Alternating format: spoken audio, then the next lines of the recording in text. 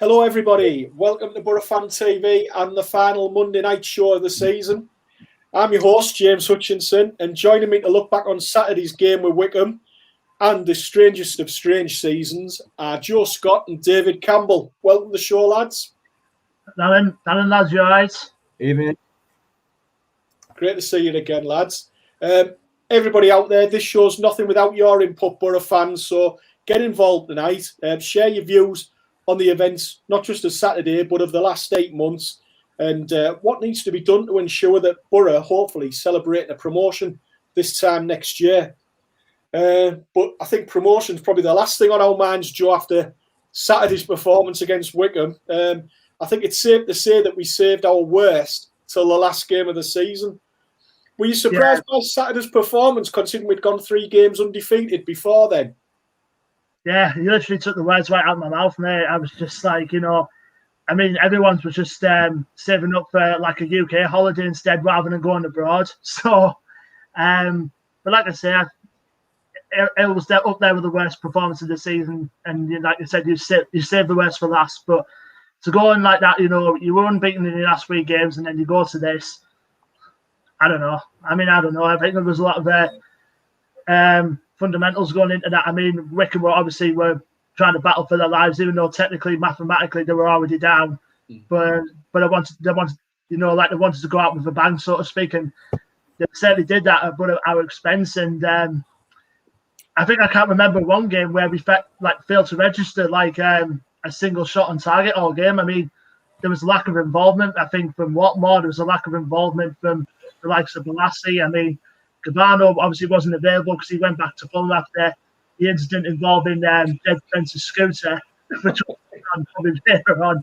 But definitely up there with the worst performances of this season. So I think the less said of that, the better, James, to be honest. Yeah, fair point. David, coming over to you, Mark Wilson was in touch at the top of the show saying, why didn't Warnock play more of the young lads on Saturday? Another thing I was going to mention to you, Dave, was that was an opportunity at the weekend for some players to put forward their case to maybe extend the stay at the club or work towards getting a new contract. I think it's fair to say that they didn't make a positive impression, did they?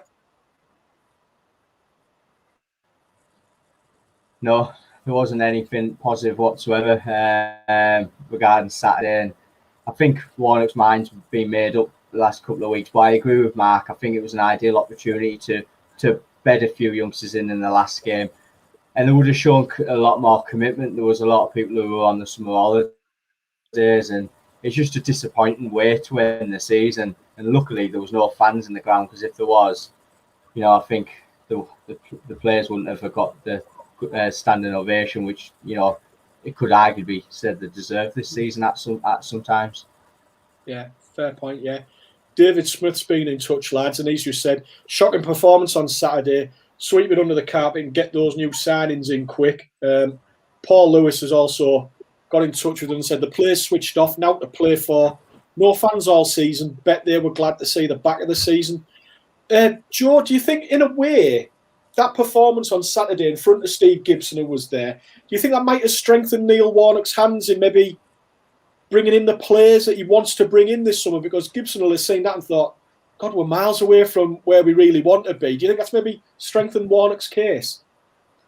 It's definitely so, because I think we've touched on it before the show. I think there's the possibility of possibly players departing in the summer transfer window, and obviously there's a few key areas that we all know that need strengthening, and like I say, we've touched on it before the show. I mean, with the striker situation, and we were talking about Warnock going to the Sunderland versus Blackpool game the other week, and Charlie White, who obviously would probably be the main talking point, and obviously like the keeper situation with Lee Burge as well being at the top of the list at the moment. I mean, it won't be most fans' cup of tea, but it's something that Warnock sees in him that we won't. So, and we talked about Jed Spence as well. I mean, the likes of Rangers, Everton, Wolves, looking to part with $5 million just to bring him in, but I think he's probably worth £5 more than anything else by recent seasons gone by.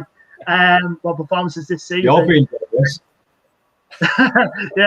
And the other key areas, the wingers, like obviously with Yannick Balassi and Cabano obviously off as well. I mean, going back to with the fans not being at grounds, there was a couple of fans at the ground after the Wigan game. But fair play, to Balassi to come out to say hello to some of the fans who obviously from a distance. But we've talked about possibly Junior Hoylett as well. I mean, there's a lot of mentions over the past 24 hours, just been let go by Cardiff, and there's possibly reuniting himself with Warnock here at the Boro, and possibly might be filling in one of the areas, obviously, that Cabano and Balassi left behind. So it'd be interesting to see what develops when it comes to the squad come the summer, but hopefully, fingers crossed, those areas are strengthening, obviously, with Wyken from Jeju as well being the other department sort of people that we need up front. Yeah, well, that'll all be revealed over the next few weeks. God, sorry, David. Just in terms of the recruitment, the thing that concerns me is the gelling of the whole new front line. You're not talking about just one or two we need to add. We need to add 3 strikers and 3 wingers, and trying to get them to play together and gel ready for next season just under one pre-season. I don't think fans realise how big of a task that is. You're not talking just adding 1 or 2 and then strengthening and bedding them in.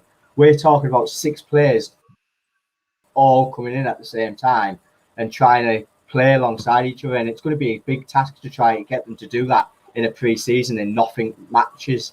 And that's a big concern for me. I just think, David, in a way, it's something that's common for lots of championship clubs. I think those clubs that are coming down from the Premier League, yes, they've got funds to bring in new players, but they'll have a mass revamp because there'll be players that will be coming and going there. And I think in our case, it's often a case of players reach the end of the contracts, move on, you have to replace them. And you're like in a constant flux all the time when you're in the Championship, aren't you? You're just ripping up and starting again all the time. It seems like everyone says every summer, it's a big rebuild this year. And it just seems as though every season for the Boro now, or every summer, it's a big rebuild again. And that's just, I think that's just a matter of fact when you're in the Championship. But I mentioned here, Mark Knott has been in touch. Thanks for getting in touch, Mark. And he said, I thought it was strange that Neil Warnock said they didn't train for 2 days before the game. Well, David, I think that was more than evident in the display. I mean, the results elsewhere meant even if we'd have won, we wouldn't have moved up from where we finished 10th in the table. After the game, Neil Warnock also said that was a fabulous achievement, bearing in mind that we've had no strikers this season. What was your reaction to that comment? It doesn't wash with me. He's paid £3 million or just under £3 million for a striker that he bought and hasn't played. Now, we all believe that Akpom is asked to leave, but you can't claim pity and have a £3 million striker on the bench, even if he's going to leave and not play him. It was his signing, so he's got to take some responsibility for that in my eyes. And it was just a bit of a cop-out. Him saying 10th place is a good finisher out striker. We haven't scored enough goals throughout the team. Our midfield, I think, contributed to 10 goals. So, it's not just the striking department. We haven't scored enough goals as a team. Yeah. David, before I move on to Joe, what do you make of this comment from Peter Grasham? Love your comments, Peter. You're getting in touch with us again tonight. He said, if Woodgate said that he was delighted with 10th in the league, he would have got slammed. Do you go along with that, David? He's a Boro lad, unfortunately, as Boro fans, we all seem to jump on the bandwagon and hammer homegrown managers or players. So he probably would have, and it would have been unjustified. I think if you're talking compared to last season, 10th was a reasonable finish, and the season wasn't gone up until the last week of March. So I can see where he's coming from, but just don't play the fans for fools, because fans can see beyond that. And the way we finished the season, that can't be justified. And confidence comes from one place, and that comes from the manager. And obviously he hasn't installed that, because from March onwards, we've just been poor. Absolute shocking. Right. Neil Cowan's been in touch, Joe, and he said, on the subject of no fans being in the ground, most of us go to work and don't have a crowd, but we put a shift in. It's called pride and professionalism, and happy to know we've earned our wages. And I think that was something that Boro fans, we don't like getting beat, but there's a way you can lose games, and that wasn't the way on Saturday. But take nothing away from Wickham, our opponents, Joe. I mean, they've had a heck of a season, came so close to staying up. They do deserve a lot of credit, don't they? Yeah, I mean, you look at the performance overall. Like I said, you know, they were technically already down, but they wanted to go down with a bang, and they did that. And I've been a big fan of Gareth Ainsworth and his open honesty this season. And he's probably one of the most humble managers that they had in this league for a while, you know. And he got the players' mindsets to, like, you know, even though we're technically mathematically down, just go out with a bang, and they did that. And obviously, the manner of the goals that we conceded, obviously, were a little criminal, but defensive wise, obviously, most fans were pointing the direction towards McNair and Archer in particular for the first goal, and it's just one of them, you know. They got now to lose. They're technically down, but they put up a good fight. And to be fair, Wickham and their manager Gareth Ainsworth in particular have probably been a bit of fresh air, I think, into the championship this season. And obviously, they went out with a bang, but at our expense, and we played pretty poor. Yeah, I mean, before we move off Saturday,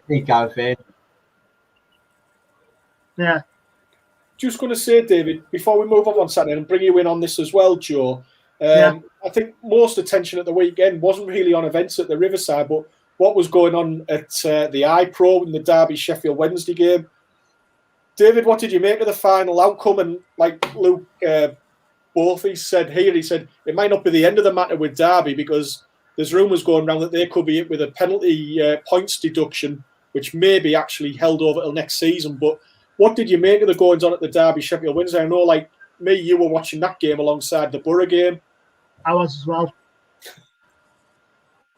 Yeah, it was all going in Rotherham's favour, wasn't it, up until the 88th minute, and it was the perfect scenario for Sheffield Wednesday and Derby going down, in my opinion. They were the two sides I wanted to go down, but yeah, it was a strange game, wasn't it? The first half it looked nervy, and the second half they just came out and, you know, both put the bodies on the line, which was refreshing to see. Both have got a few good set of players, which will be interesting. Regarding the points deduction, they can't take points off Derby this season because they didn't do it for Sheffield Wednesday last season. So I can only see Derby starting with a point deduction starting next season, and justified really, because they've been getting away with this name in the ground and transferring money, and then Rooney getting paid by the gambling firm. You know, we need to stop this and make it a level playing field. So, you know, Rooney got very lucky on Saturday, extremely lucky, and it might not be the same situation next season. Yeah.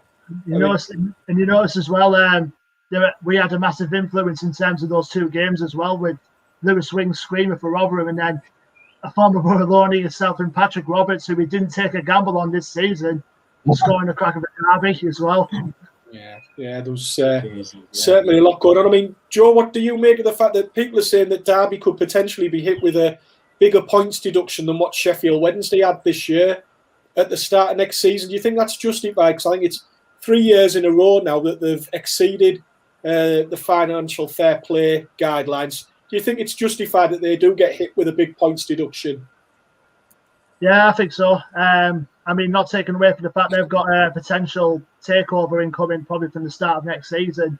I mean, they've been weaving bullets now for the past few years, and I think it's about time. I mean, I think with Sheffield Wednesday, they were just unlucky with the whole situation regarding the payment of the grounds and their goings on behind the scenes, etc. But with Derby, I think it's been going on for long enough, and I think a points deduction at best will probably be the best outcome for most of the clubs, I think, this season, who particularly, because I speak with Dorf, a Nottingham Forest fan, the channel is there. I think he believes that Derby as well could be putting in for the points deduction next season, so put it that way.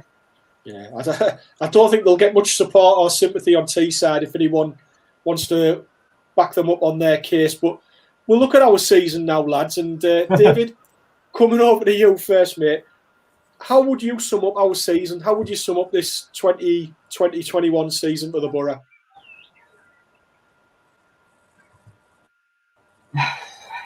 Yeah, it's been frustrating at times with the lack of inconsistency throughout the season, hasn't it?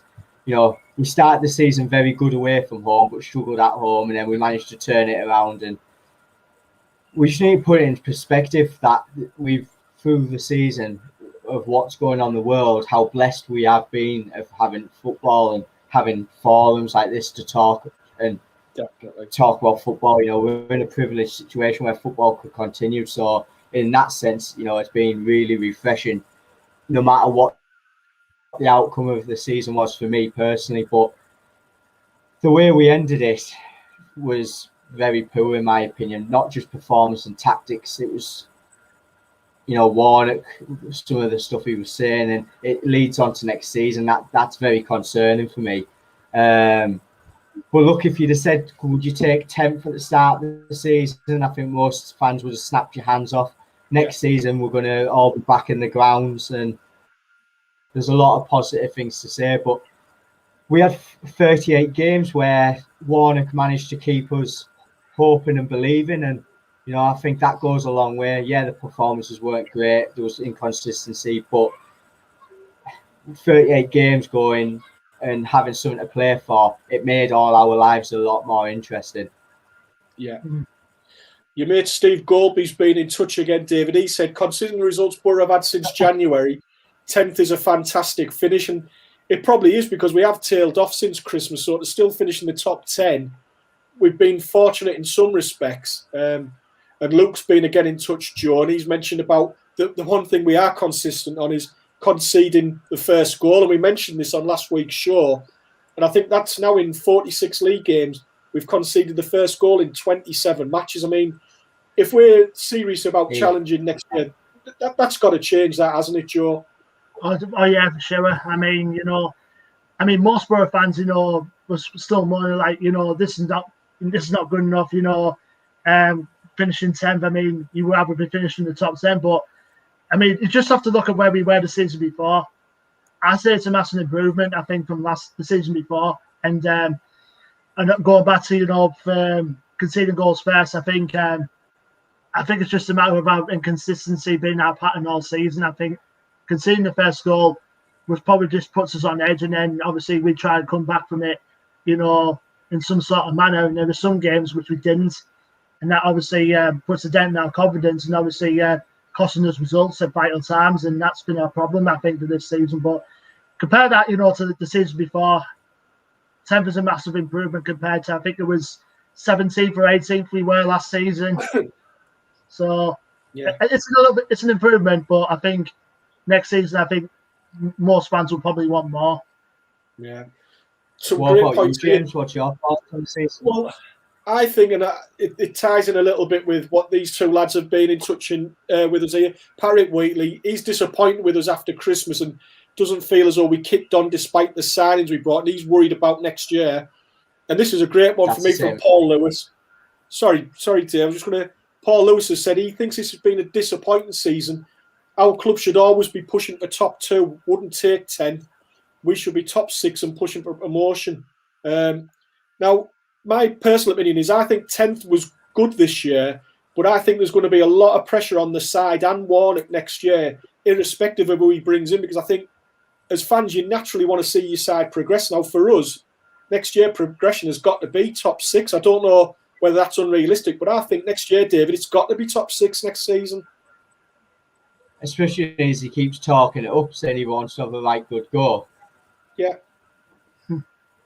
You know, I just think, irrespective of who comes in terms of players, again, when you've got fans in the ground, the fans won't want mid-table football next season. They'll be expecting a proper promotion push next year, or at least a real go for the players. Because I think we've just sort of played with it a bit this year, to be honest, David. I don't know if you agree with that.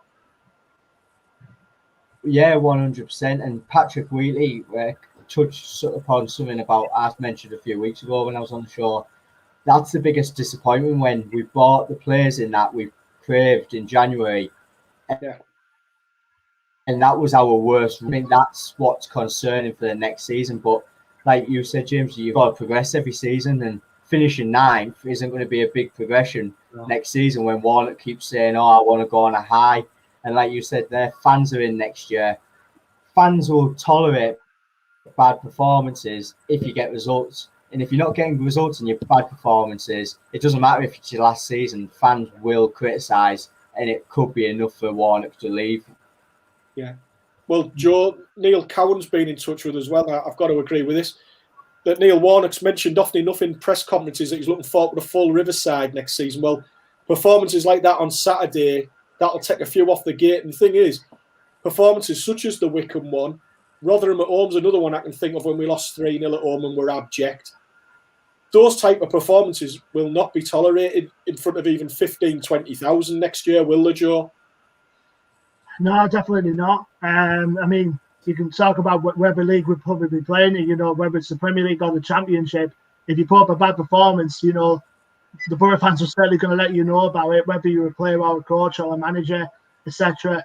And obviously, having fans back at the ground, obviously next season, hopefully, is probably something that most the players or the manager or even us will probably vitally need at this stage. If we want to push up for the promotion next season, and plus the fact the players that you're going to bring in. I mean, if you're going to be like mediocre players, I mean, obviously we've been linked obviously with Junior Hoylett, who just got released by Cardiff. I mean, most fans are probably criticising him because of his age, but you can't criticise a player just because of his age and the position he plays. But I think he's one of the most underrated players, I think, in this division. I mean, you look at his international record for Canada, he's done well for them, and he's obviously someone Warnock knows well. So it'll take, obviously, having fans back in the Riverside will probably be the boost I think most of our players will need. But obviously, we'll see what comes come August. Yeah. David Ball's been. It's not such the age thing for me, Joe, regarding Julia Hoylett. Sorry. Yeah, go for it. It's not so much the age thing regarding Julia Hoylett for me. It's how long we offer him as a contract. If Warnock's only staying for a year and we start offering players at 30, 31, 2-year contracts, and he goes, we're back to the same predicament in a year's time, and that's what we just seem to be doing as a club, going around in circles. If we bring Hoylett on board for a season, I'm all for that. But when we start offering silly contracts just to get him on board, that's when fans start getting frustrated. Yeah, I think it'll be if he does come, I think it'll probably be for a year at best. Probably the option for an extension for another year. I think that's probably the contract I would offer Hoylett in the moment, just in case if Warnock does go at either midpoint of next season or at the end of it. Yeah, fans could tolerate that though.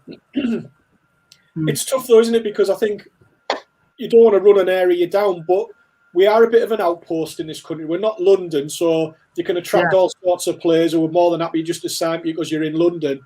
And it's almost as though we have to offer extra incentives for people to come up to the North East. And maybe that's where in the past we've fallen down, because we've offered long contracts or we've offered good wages, and that has to come to an end at some point. We can't keep doing that, and certainly not being a championship club for as long as we have. And the fans want players to come in. They're keen for young players to come in, ambitious players. But with that comes longer contracts, and the agents are obviously pushing for more money. So it's a difficult situation the recruitment team are in, isn't it, David? Yeah. We just, like you said previously, Jim, we just seem to be going around in circles all the time, don't we? Saying it's a crucial window for this.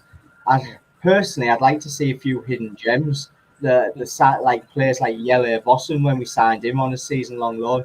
Something where fans, we've got a bit of unknown quality. Kike Garcia, someone we didn't really know much about.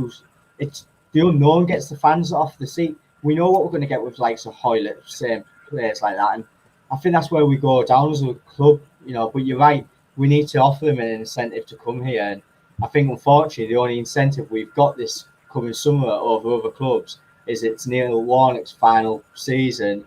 Yeah. And he wants to give it a go. And I think that's what might attract some players over other clubs. Yeah, fair point, mate. We'll look more about what's going to happen beyond this summer. But before we leave the season that's just ended, Joe, what for you was the best performance of the season on a positive? What was the best performance of the season for the Boro? At home, I'd probably say the 4-0 win over Derby, I think, will probably be the best home performance of the season, because I think we definitely took pleasure in beating Derby at home at that point of the season as well.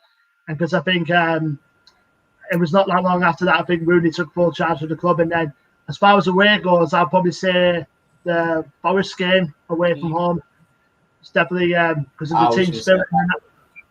The team spirit and the natural team spirit within the team. We showed at Forest. I think that was probably the last of Britain Somberlonga's best performances in the Boro shirt. So I'd say the Derby at home and Forest away will probably be the best performances of the season, I'd say, this season for the Boro. Yeah. And David, in terms of opposition, which team stood out for you? Who's been the best side you've seen Boro come up against this season? It's hard. You'd say Rotherham because the thumped us bloody at home, but no, it's a hard one. I don't think there's been many teams where they've actually played us completely off the park, apart from towards the back end of the season. Yeah, I'm struggling to think of one direct where they outplayed us, where we hadn't created anything. I think Stoke away was, or Preston away was the biggest disappointment for me, where they absolutely battered us.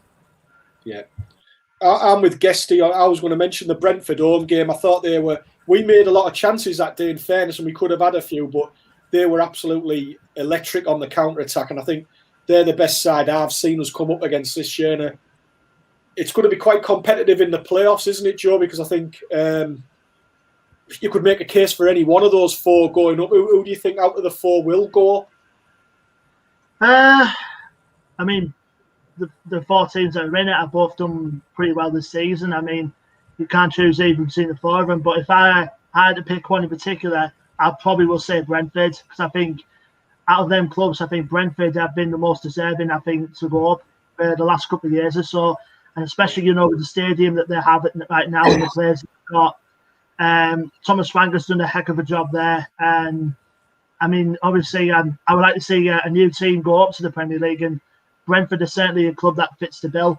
I just wonder for you guys as well. I mean, obviously, Hull City and Peterborough United have come up from League Two this season, and you got whoever's in the League Two playoffs. Obviously, you got the Mackhams in there, you got Lincoln, you got Oxford, you got Blackpool. I mean, personally, out of you two, I think who would you think will go up by the League One playoffs? My personal bet is obviously going to be Blackpool. I actually Sunderland. I think Sunderland will go up. I don't want them to go up though. Like I say, I prefer. No, I don't want to play them. Like I say, I prefer Blackpool. I mean, Blackpool have been in form recently over the last 20 or so games or so. And I mean, I know a fan who's been following them. I mean, it's been the best season he's seen Blackpool play, and I think an away day Blackpool's usually quite good, for us for the last few years. Yeah, there's a few people there with sharing the thoughts. Steve Golby's gone Oxford. Peter Wheatley's gone Lincoln.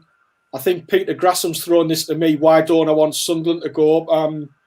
I want them to rot and ferment in League One, League Two, Blue Square League, whatever, Northern League. I don't want to see the sight of them ever again. So I'm sorry. I'd rather not have a derby against them again. Hey, your family situation, James. I hope they're not watching. That suits me down to the ground, David. No bother at all, mate. Just hope that Lincoln thump them in the semis. I can't see it, Joe, because I think they'll turn Lincoln over. But I think Oxford could be dark horses, to be honest. They've come in on the rails, and they had a couple of spicy games with Sunderland, particularly one at the Stadium of Light at the end of the season. So, yeah, I think that could be an interesting final if they meet each other. But that's for another day. Back to the Boro, David. Do you think events such as injuries to key men, and I'm thinking like Tav, Fry, and refereeing decisions, because it seemed that's all we were on about for a month or so on here, do you think they conspired against us and maybe held us back somewhat? They have. There's no getting away from that. But they have every club. And And I think a lot of it is to do with the iPlayer. A lot because of the game's being a lot advertised on iPlayer and more fans are tuning in. We're just seeing more of the bad decisions. I think it's always been there. If you're talking to a Wickham fan, I've got a friend who's a Wickham fan, and he said how many decisions they've had to go against them or goals disallowed where it was onside. They would have stayed up those 9 goals deficit. They would have made up for offside decisions. So, yeah, we have been unlucky with injuries to Tavernier and Fye, 100%. But I think every club's just dealt with it separately, and I think we've used it as a bit of an excuse this season. You've got to find formulas when you have injuries to that, and that's why we've come unstuck. In my opinion, I don't know what you guys think about that. Yeah. I mean, looking in particular with the referees, I mean, having no fans in the stadium will probably, like I said on last week's show, influence the decision of the referee. It's going to come down to the players and obviously the process that they make. And I think, I think that's probably been the main key, I think, this season. I mean, the Premier League obviously will have the VAR, but the league slowed down when they don't have VAR. I think with no fans being at the ground, I think the players might have had some sort of influences on the referees as well as the coaches, may I add. I think you make a good point there, Joe, because I remember the commentary on Saturday's game for our match with Wickham, and Neil Maddison mentioned that how quiet it was. And we are a pretty quiet team, I think. For all we've got some experienced players, we haven't got players that will moan and whinge. And you mentioned Tavernier had probably been one of the few, but to be honest, you need a bit of nastiness in your team, and I don't think we've got that. And that's a surprise for a Neil Warnock team, David, isn't it? That we don't seem to have much steeliness about us or horrible, nasty side, and I think we probably need a bit of that for next season, don't we?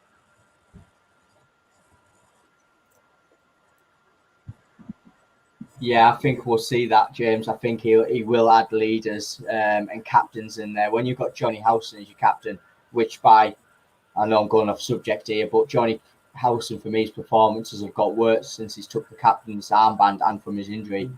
He's a quiet captain, and you need people to shout at him and ball at him.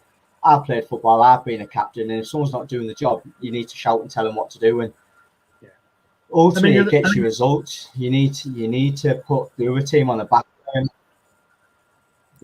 Yeah, I mean, you look at the captain, for example. I mean, if you want to look at people that can get in the faces of opposition as a captain and make sure players are getting in line. I mean, you look at someone like Sam Morsey, for example.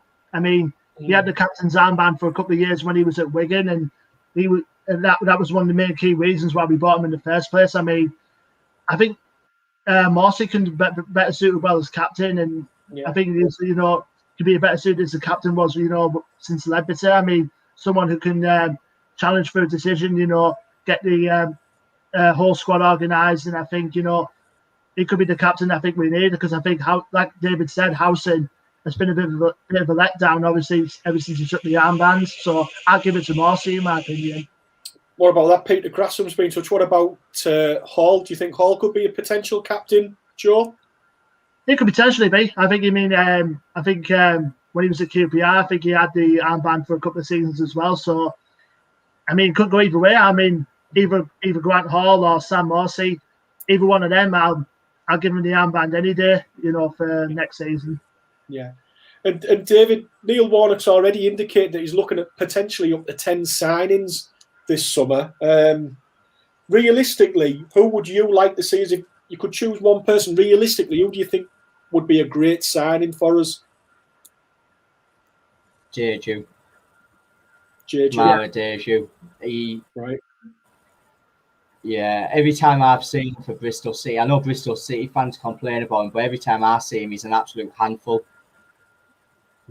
And you notice as well, the last couple of games for Bristol City, Nigel Pearson said that he's got some sort of injury, but we all know that he definitely wanted out of his contract at Bristol City. So, that could work in our favour to bring him in as a free agent, come the summer. So I'd bring in Jeju any day, like David said.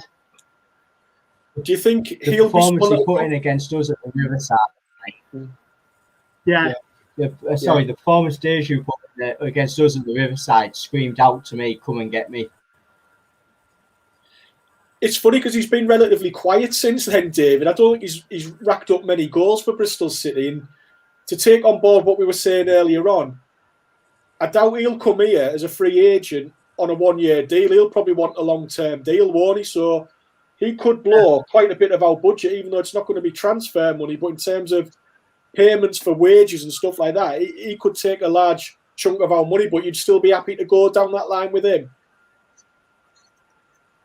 Yeah, he's a goal scorer, James, and Warnock's claiming we need to find solutions scoring goals. And unfortunately, I think for a goal scorer in this league, you are going to have to put your hands in your pocket. So for me, I think that's where we've screamed out for a striker like him for a while. So if it comes at a cost, it comes at a cost. It's not like we're spending 16 million like we did on Brit. If we have to give him 25 grand a week,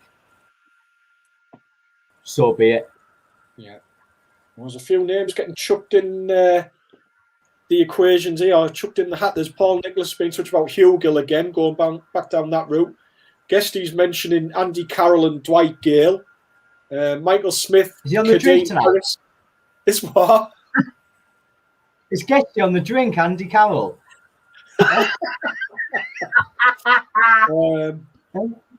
Billy Sharp, they're all getting called out tonight. It's like Mike Bassett's 11, this, isn't it? You know, getting some names chucked at us here tonight. But we'll wait and see. What about you, who would you like to see come in? A player I would like to see, but I think I was talking to Joe before this show went out tonight. I think he's coming into the final year of his contract, so you would have to pay for him. I really like Jed Wallace at Millwall. I would love to sign him. I just think he's got a bit of devil about him. He'll score goals. Maybe now that we've got Watmore, that sort of takes care of that sort of position. I don't know, but I just think I really like Jed Wallace, and I feel as though we missed out when we didn't get him 2-3 years ago. And I think he's at this level, he's proven he'll play week in, week out. I just think he's a top quality championship player. Now, I would love us to get someone like him, but he might be out of our reach, which is sad to say. But Jed Wallace, for me, I really like him. But there you go. Just imagine if we could have bought him along with Savile years ago.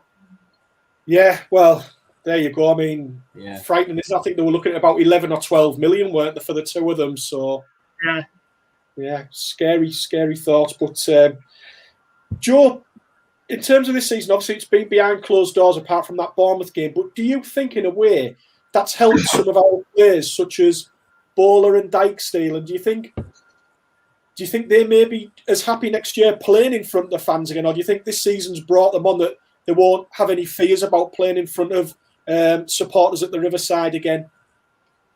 Just got to hope that obviously the fans will get on their side. I mean, obviously both Dykesteel and Bowler have been obviously fantastic for us this season. I mean, obviously Dykesteel had his season cut short a couple of months ago, obviously due to injury, and chances are he'll be back with us for the start of next season. But Bowler, for me, has been absolutely immense. I mean, you know, we've sent him back on loan to Blackpool. I mean, he's come back a different player. I mean, the last part of the season, he's made a couple of defensive mistakes here and there, but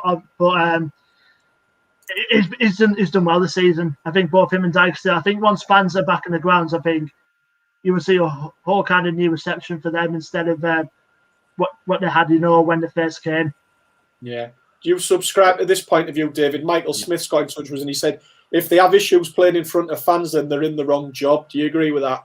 I do. I completely agree. A little bit different for academy players who are just making the way. And you could say Bowler and Dykesteel were young when they come through. But yeah, that's what makes the difference between an average player and a good player, isn't it? You know, any professional footballer should be able to play in front of fans. So, it's a bit of a cop-out. It's when they're going through the bad spells, you know, and the fans are getting on the backs. That's when good management comes in. You just take them out of the team and get a bit of confidence going in training matches and what have you. Yeah. And Joe, Mark Knott's been in touch again, and he said, who would you be willing to sell? Now, bear in mind, obviously, that probably Fry and Tav are our most valuable assets at the moment. Do you expect those two still to be here come August? And if they are, is there anyone within the squad that you'd be happy to move on? obviously with Friday Tavernier, I'll be definitely chuffed if they've stayed, beyond the summer window. But I think January could be a different proposition, so to speak. I could probably see one of them going possibly by January of next season. As far as outgoings, obviously we've touched on Spence. I think likelihood if someone decides to splash 5 million on him, then so be it. I mean, it could either be Rangers, it could either be Wolves, or it could even be Everton. Those are the only three clubs that are interested in Spence at the moment. So if he can cash in on the likes of Spence, I mean, there could be enough money in the kitty to fit in an extra player in one key area that we need. So I'd definitely see probably Friday Tavernier staying probably until January, and Spencer could probably see going straight away in the summer. Do you? Sorry, lads. David, do you go along with that? That the whole squad. even if we were in sorry, mate. You just repeat that, David. Sorry, all I was saying is if you're only talking about Dale Fry, Tavernier, and Spence as our potential assets, and McNair, obviously, that's worrying as a club. Do you think what Joe was mentioning there about maybe a player going in January, do you think that would even be the case if, say, we were pushing top six or inside the top six? Do you think we would still sell maybe Fry or Tab then? Or do you think the club will say, we're in a great position, we're not going to sell one of our better players, now we're going to try and add rather than take away from the squad?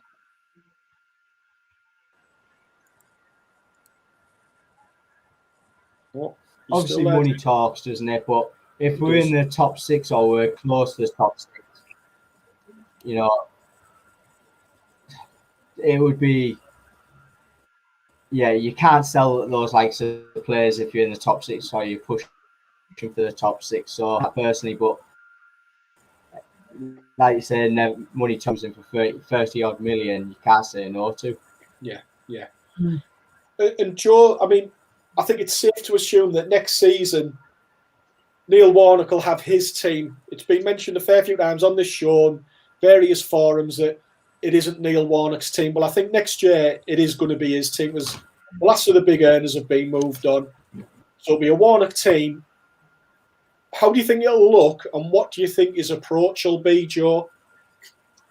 Obviously, it'll be a different squad. You could probably see the likes of a couple of youngsters in there, like Coburn, possibly, for example, and possibly a few of his signings there coming in. And obviously, you've got a couple of players that we need to tie down with new contracts. I think, from what I've heard, Nathaniel Mendez-Langer's not too far from agreeing a new deal with the Boro. And you obviously need to get the likes of Marvin Johnson tied down to a new deal as well. So it'd be a different look. Obviously, a couple of signings here and there. I mean, potentially Hoyler, potentially Jeju, potentially possibly a new goalkeeper and a couple of other players.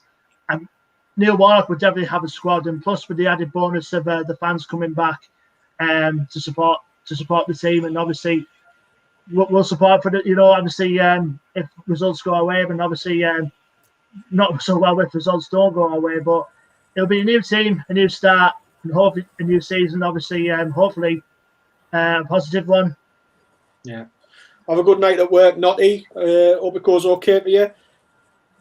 Lockdown season's just finished then, David. Come to you after this, Joe, but what's been your abiding memory of this season? First to you, David. What's been your abiding memory of it?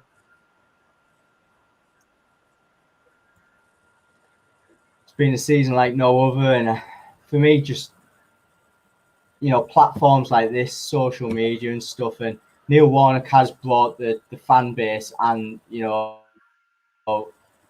with the players' interaction closer, and for me that goes a long way, because I always thought the club pushed himself away from fans. So with them doing the conference and Zoom calls, that's meant a lot to us. But yeah, they've given us interesting times up until March through what's been a difficult year for everybody. So I'm on that fence where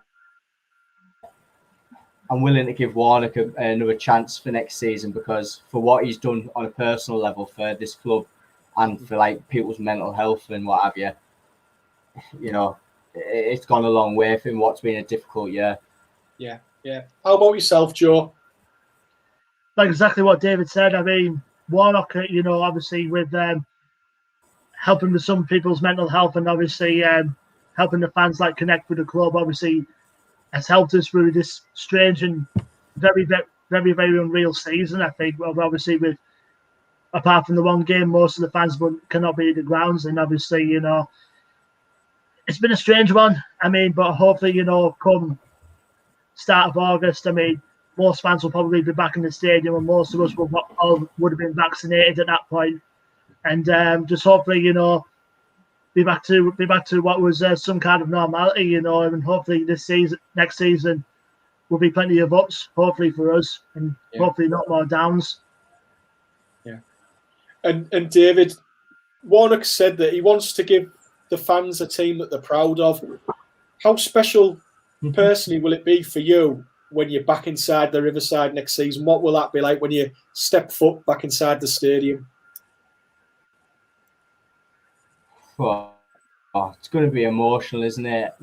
Even the smell of the burgers on day and going for a pint with a few of the friends before the game, it's going to be a very emotional time. And when the first lockdown started, we all knew it was going to be a while, and we've all been dreaming of that moment. And because we're so close to it now, it gets you excited just thinking about it.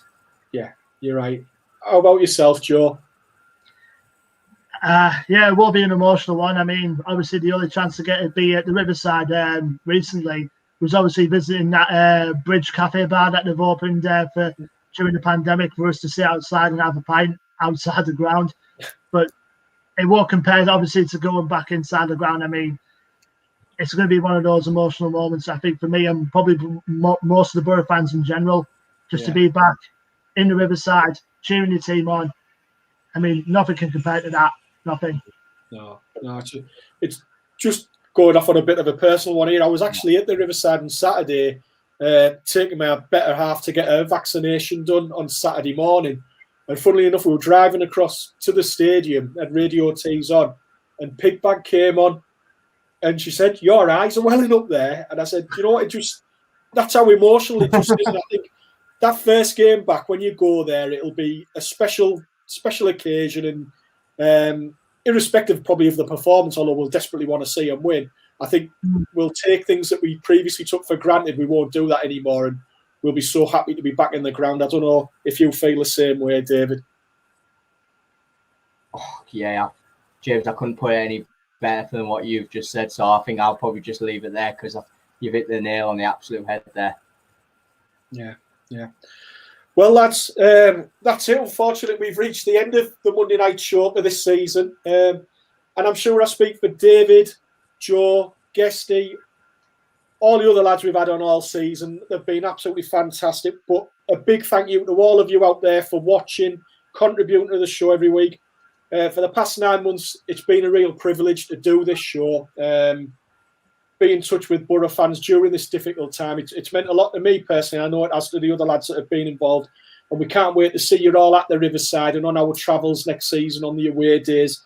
A few more notices just before we go. A big well done to the 12th man yesterday. They did a walk, I believe, from Rockcliffe to the Riverside and back, I think they did. And that was all in aid of funds for the Middlesbrough Disabled Supporters Association. A great bunch of Boro fans. If you can help out in any way, I'm sure that'll be appreciated by everybody. We're going to take a few weeks off now, lads. We're going to be returning, though, on June the 7th for a Euro 2020/21 preview show. We're going to do a few shows while England and the home nations are involved in the competition. So if you can come and join us, that will be great. It might be short and sweet and over within a week or two, but you never know. This could be England's year for it to finally come home. Like I say, from all the lads that have been involved in all the shows, all throughout the season, many thanks. Take care of yourselves. Until June the 7th, from us all here on Boro Fan TV, good night and up the Boro. Up the Boro. Thank you all. Up the Boro.